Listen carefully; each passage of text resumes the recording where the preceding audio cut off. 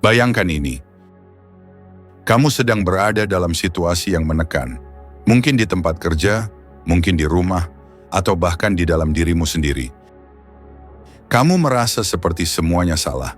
Semua orang menuntut sesuatu darimu. Tidak ada yang benar-benar peduli dengan kondisimu. Lalu tiba-tiba, ada suara di dalam kepala yang berkata, "Aku sudah berusaha, tapi kenapa aku tetap disalahkan? Kalau aku diam saja, nanti dikira lemah. Kenapa mereka bisa seenaknya? Aku juga punya harga diri." Itulah. Ia datang diam-diam, tidak selalu dengan suara keras, tapi selalu muncul ketika hidup sedang menekan.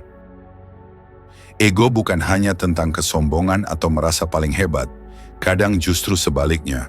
Ia muncul dalam bentuk rasa ingin dimengerti, ingin dibela, ingin diperlakukan adil, tapi dengan cara yang emosional. Dan di saat itu, kita mudah tergelincir.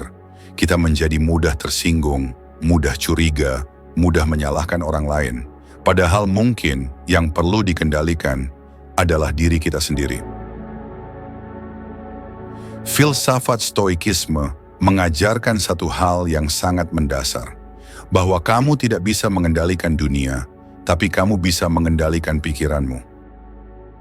Dan bagian dari pikiran yang paling sulit dikendalikan adalah ego, karena ego menyamar dengan sangat pintar.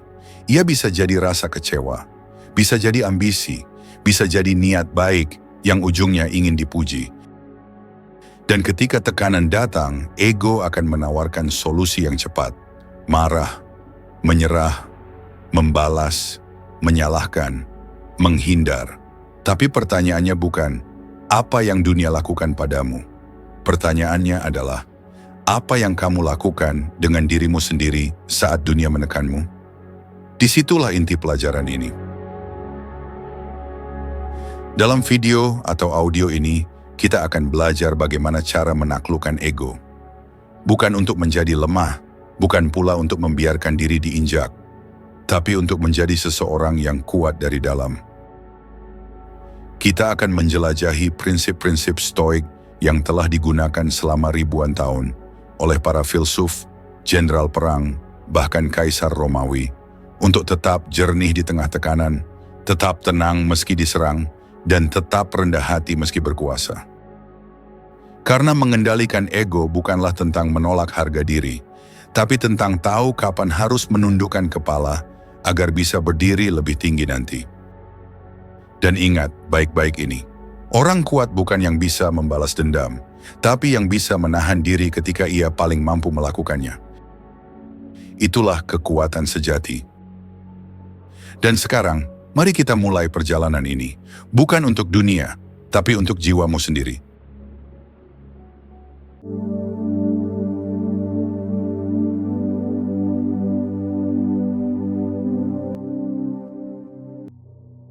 Satu, mengenal bentuk-bentuk ego yang tersembunyi.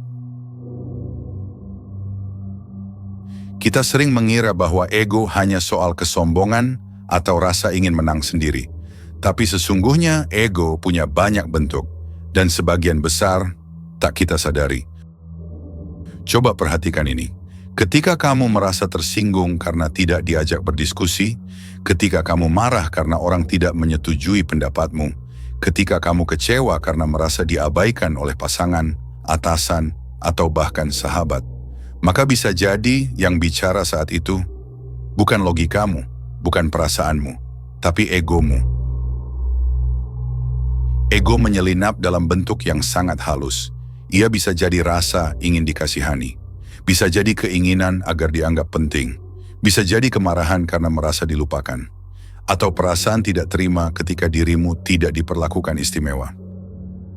Dalam Stoikisme, kita belajar untuk memisahkan antara realita dan persepsi, dan ego seringkali memperkeruh persepsi. Kamu mungkin berkata, dia merendahkan aku. Tapi Stoikisme bertanya kembali, benarkah dia merendahkanmu atau hanya egomu yang merasa direndahkan? Seringkali kita menuduh orang lain membuat kita kecewa, padahal yang melukai kita adalah ekspektasi ego kita sendiri.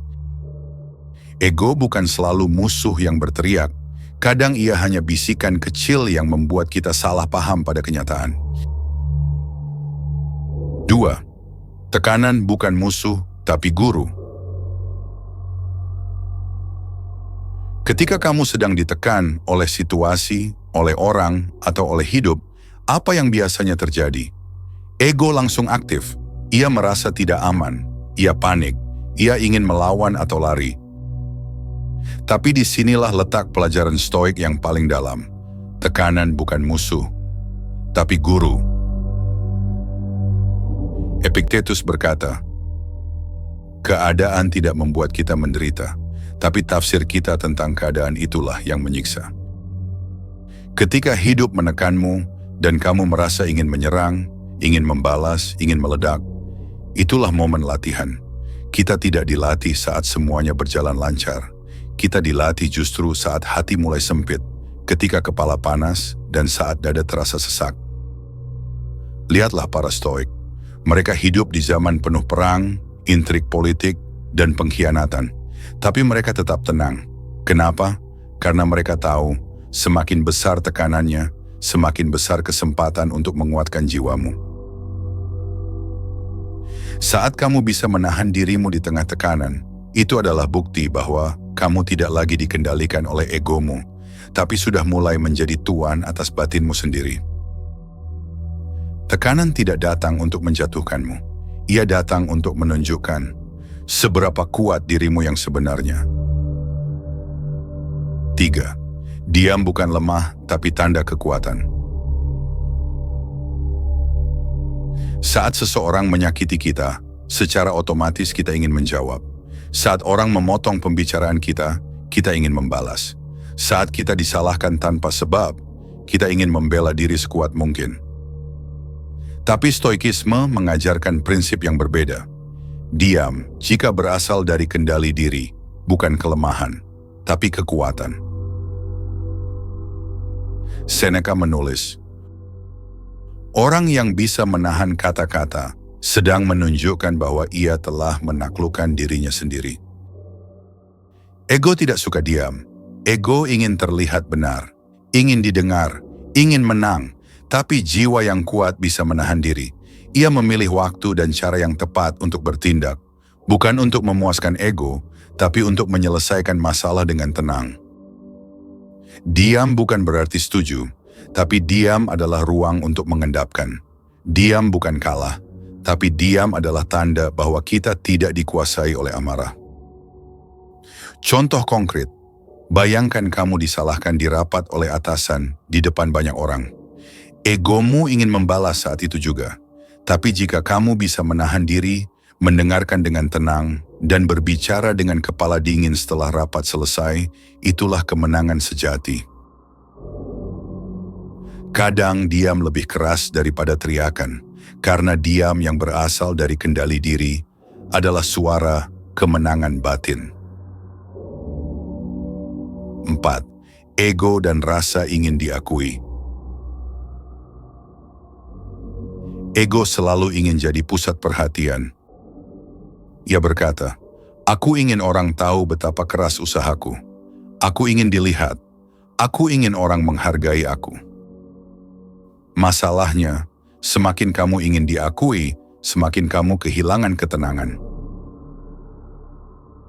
Marcus Aurelius, seorang kaisar Romawi, tiap malam menulis jurnal. Tapi bukan untuk dibaca orang lain. Ia menulis untuk mengingatkan dirinya sendiri, bahwa pengakuan bukan tujuan hidup. Segala pujian dan cercaan dari orang lain hanyalah tiupan angin, lakukan tugasmu, itu saja. Ego berkata, aku ingin dikenal. Tapi jiwa yang tenang berkata, aku ingin berguna, tanpa harus diberi tepuk tangan. Kamu tidak harus pamer kerja kerasmu agar dihargai. Kamu tidak harus menjelaskan kebaikanmu agar tidak disalahpahami. Biarkan waktu yang menjelaskan siapa kamu, bukan egomu.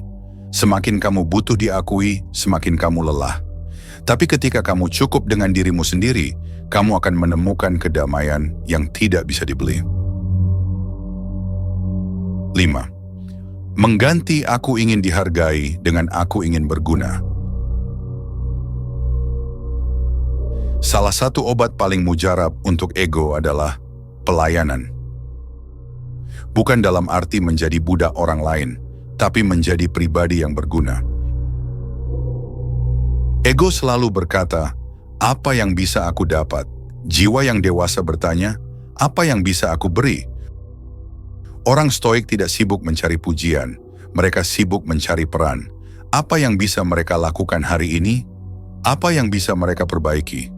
Siapa yang bisa mereka bantu? Dan ironisnya, ketika kamu berhenti mengejar penghargaan, justru orang mulai menghargaimu. Contoh, daripada berpikir, kenapa atasan tidak melihat kerjaku? Ubah menjadi, apa yang bisa aku lakukan agar timku sukses? Daripada berkata, aku harus buktikan kalau aku benar, ubah menjadi, apa manfaat dari pembuktianku ini? Ego ingin pengakuan, jiwa ingin makna. Pilih yang kedua, dan kamu tidak akan pernah merasa kosong lagi. 6. Latihan harian mengendalikan ego. Mengendalikan ego bukan pencapaian satu malam. Ia adalah latihan seumur hidup. Marcus Aurelius, meski seorang kaisar, tetap menulis jurnal tiap malam. Ia bertanya pada dirinya sendiri, apa yang kulakukan hari ini? Kapan aku dikuasai oleh egoku? Apa yang bisa kulakukan lebih baik? Berikut latihan harian ala Stoik yang bisa kamu lakukan. Latihan pagi. Tanyakan, siapa yang mungkin akan membuatku kesal hari ini dan bagaimana aku akan merespon? Latihan siang. Ketika emosi mulai naik, berhenti sejenak, tarik napas, jangan langsung menjawab, amati egomu. Latihan malam. Tuliskan, kapan aku gagal hari ini karena egoku, dan bagaimana aku akan memperbaikinya esok. Latih rendah hati, minta maaf, akui kesalahan, dengarkan tanpa menyelah. Tidak semua hal butuh pembelaan. Berkawan dengan kritik. Orang yang mudah tersinggung sedang dikuasai egonya, tapi orang yang belajar dari kritik sedang membebaskan jiwanya. Ego tidak pernah benar-benar hilang, tapi kamu bisa jadi lebih besar darinya dengan disiplin, kesadaran, dan latihan yang konsisten. Kini kita sudah berjalan cukup jauh. Kita sudah melihat wajah-wajah ego yang tersembunyi. Kita telah menyelami bagaimana tekanan memancing sisi terburuk dalam diri kita. Dan lebih dari itu, kita telah mempelajari bahwa kekuatan sejati bukan tentang menjadi yang paling keras atau paling lantang, tapi tentang menjadi yang paling sadar. Kita hidup di dunia yang penuh tekanan, tekanan ekonomi, tekanan dari keluarga, tekanan dari media sosial, bahkan tekanan dari diri sendiri. Dan dalam dunia seperti ini, orang yang bisa mengendalikan egonya adalah orang yang paling bebas, bukan orang yang selalu menang adu argumen. Bukan yang selalu tampil sempurna, bukan yang selalu dikagumi, tapi orang yang bisa berkata dalam hati, aku tidak butuh pembuktian, aku cukup dengan menjadi versi terbaik diriku, tanpa harus menjatuhkan siapapun. Itulah stoikisme. Ia bukan tentang menjadi dingin, tapi menjadi dalam. Ia bukan tentang menahan emosi, tapi menyelami dan mengarahkan emosi ke jalan yang benar. Ia bukan tentang pasrah, tapi tentang memilih reaksi yang bijak. Kamu boleh lelah, kamu boleh kecewa, tapi jangan biarkan egomu yang memegang kendali. Karena ketika kamu bisa tetap tenang saat dunia mengguncangmu, ketika kamu bisa tetap rendah hati saat pujian datang, ketika kamu bisa diam saat diserang, dan tetap berdiri tegak tanpa menyombongkan diri, itu artinya kamu bukan hanya hidup, tapi kamu berkembang. Kemenangan terbesar bukan saat kamu membalas mereka yang menyakitimu, tapi saat kamu tidak lagi merasa perlu membalas. Itu adalah bentuk kemenangan paling elegan. Bukan dengan suara, tapi dengan kendali. Bukan dengan amarah, tapi dengan kejernihan. Dan sekarang biarkan saya akhiri dengan satu kutipan dari Epictetus. Jika seseorang berbicara buruk tentangmu dan itu benar, perbaikilah dirimu. Jika itu tidak benar, abaikanlah. Karena kamu tidak dilahirkan untuk menjelaskan dirimu kepada dunia, tapi untuk memahami dirimu sendiri. Jika kamu merasa video ini bermanfaat, jangan simpan sendiri. Bagikan pada temanmu yang sedang berjuang mengendalikan emosi dan egonya. Tinggalkan komentar, apa bagian dari egomu yang paling sulit kamu kendalikan saat tertekan?